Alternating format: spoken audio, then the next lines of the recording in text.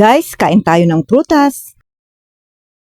So ayan guys, na-chop-chop na. Matamis, masarap, at masustansya. Pwede ito sa bata at pwede rin sa matanda. May mga benefits and nutrients ito gaya ng mga vitamins, ayan, antioxidants, vitamin C, potassium, and copper na nagpapaganda sa puso o tumutulong sa heart health, blood sugar, nagpapababa ng kolesterol, at tumutulong sa digestion para sa gut health. So maganda rin ito dahil nagre-reduce ito ng risk of cancer at diabetes. Masarap na, masustansya pa. Pati itong balat niya guys, hindi na kailangan tanggalin kasi masustansya din yan. Basta ito ay nahugasan na mabuti at lahat ng prutas na kinakain, hugasan nating mabuti. So, thank you for watching. Stay updated, like, follow, and share.